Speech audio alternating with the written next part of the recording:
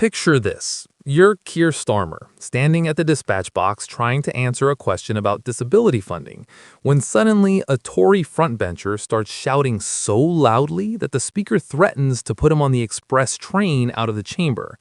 Then you make a joke about how loud MPs are the next candidates to defect reform, which makes said MP shout even louder, at which point the speaker actually kicks him out while declaring, "I've had enough." And in all this chaos, you completely avoid answering a devastating question about why children in your constituency get nearly 4 times more special needs funding than children in Yorkshire. That's not a hypothetical. That's what actually happened at Prime Minister's questions today. And it might be the most perfectly chaotic example of how Westminster dysfunction works in 2026. Welcome to UK Political Insight, where we watch democracy descend into shouting matches that somehow let the government dodge accountability. And today, we're breaking down this absolutely wild PMQ session, why Richard Holden got himself thrown out, and how Starmer used the chaos to completely avoid answering a genuinely important question about education inequality. Buckle up, because this is parliamentary theater at its most absurd and most revealing. Right, let's set the scene, because context matters when you're watching an MP get physically ejected from the Commons chamber. Prime Minister's Questions was happening, which is the weekly ritual where the PM faces questions from MPs and tries not to look too uncomfortable while doing it.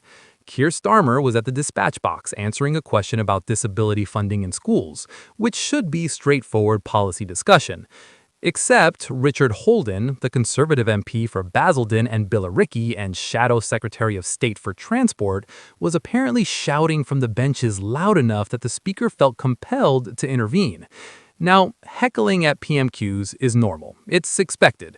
MPs shout, they jeer, they make theatrical noises of disagreement. It's part of the performative nature of parliamentary debate.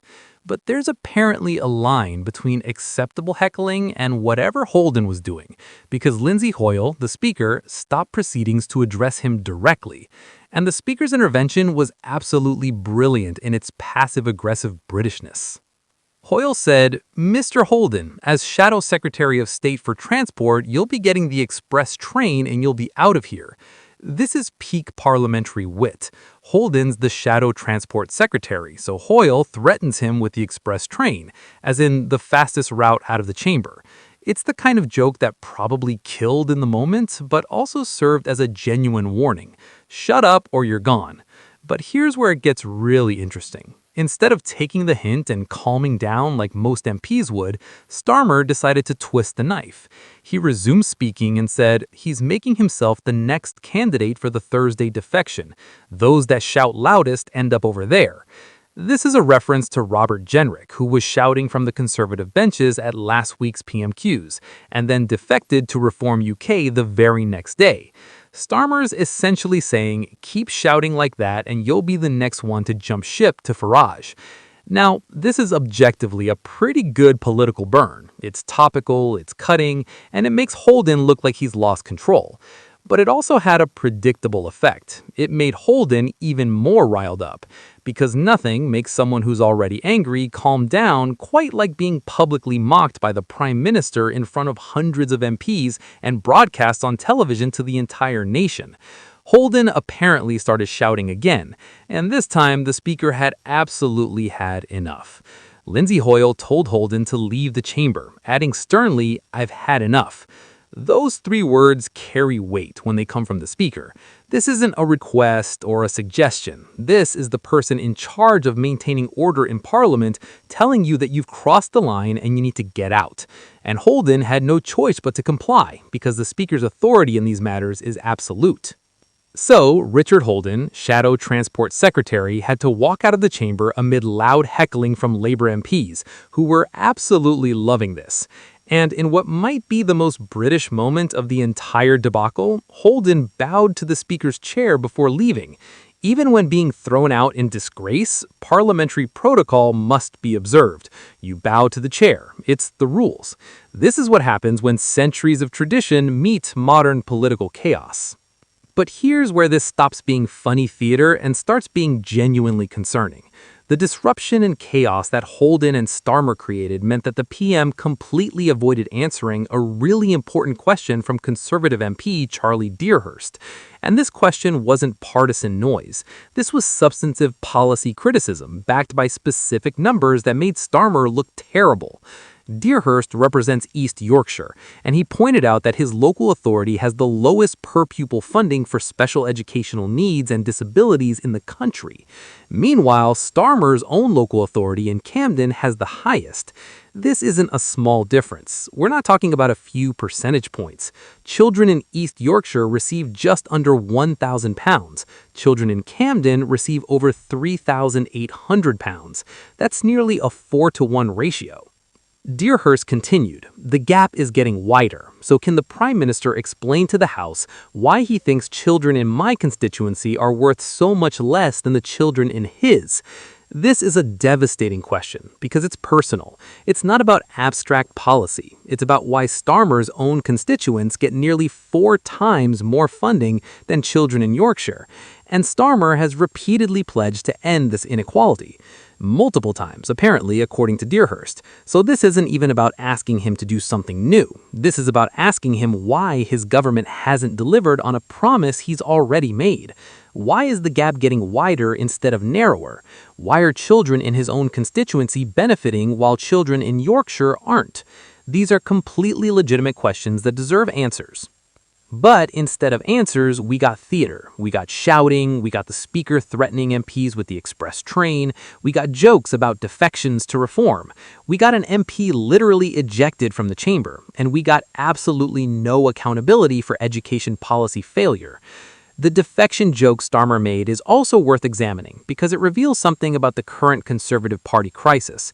Robert Jenrick's defection to reform last week has clearly rattled the Tories. Starmer knows it, everyone knows it, so he's weaponizing it, using it to suggest that any Conservative who gets too rowdy is a potential defector. It's psychological warfare dressed up as banter. And it works because the fear is real. Conservatives are genuinely worried about who might be the next to jump ship to Farage. Every time someone shouts too loudly or criticizes party leadership too sharply, there are whispers about whether they're positioning themselves for defection. Starmer's joke plays directly into that paranoia. It makes every act of vocal opposition from conservative benches look like a prelude to defection, rather than legitimate criticism. But this dynamic also lets Starmer off the hook for actual governance failures. As long as the conversation is about Conservative Party discipline and who might defect to reform, it's not about why education funding is so unequal. As long as we're talking about Richard Holden getting kicked out of PMQs, we're not talking about children in East Yorkshire receiving a quarter of the support that children in Camden receive. The Speaker's role in all this is also interesting because Lindsay Hoyle has been increasingly willing to intervene forcefully this session. He's told off ministers for not respecting Parliament, he's kicked out MPs for being too disruptive. He's making clear that he won't tolerate behavior that undermines parliamentary function. And that's generally admirable. Parliament needs order to function. But there's a tension here. On one hand, Hoyle was right to shut down Holden's disruption, because you can't have shadow cabinet ministers shouting so loudly they drowned out proceedings. On the other hand, the ejection and the circus around it prevented a substantive question from being answered. So did maintaining order actually serve accountability, or did it accidentally enable the government to dodge scrutiny? The answer is probably that both things are true. Holden needed to be dealt with because his behavior was unacceptable, but the way it played out let Starmer escape without answering. That's not Hoyle's fault necessarily, he was doing his job, but it illustrates how parliamentary theater can overwhelm parliamentary function. The Camden versus East Yorkshire funding disparity is also symbolically powerful because it feeds into broader narratives about London versus the rest of the country. Camden is wealthy, metropolitan, Labour-held London. East Yorkshire is rural, traditionally conservative Northern England. The fact that London gets nearly 4 times more special needs funding plays directly into perceptions that London is prioritized over everywhere else, that the capital gets resources while the regions are neglected. And having this inequality exist under a Labour government that came to power promising to level up the country and reduce regional disparities makes it politically toxic for Starmer. He can't claim to be addressing regional inequality while his own constituency receives vastly more education funding than Yorkshire. It's the kind of hypocrisy that's impossible to defend, which is probably why he was quite happy to let the Holden circus distract from having to try. The fact that Dearhurst specified that Starmer has repeatedly pledged to end this inequality is also important, because it shows this isn't a new issue the government just discovered. This is something they've promised to fix and haven't. That's broken promises territory. That's the kind of thing that destroys political credibility if you don't have a good explanation for why it hasn't happened yet. But we didn't get an explanation. We got chaos instead. And tomorrow, the headlines will be about the MP who got kicked out of PMQs, not about the education funding inequality that went unchallenged. That's how Westminster works. The procedural drama becomes the story, while the substantive policy failure gets buried. Richard Holden himself comes out of this looking terrible, which is unfortunate because he was presumably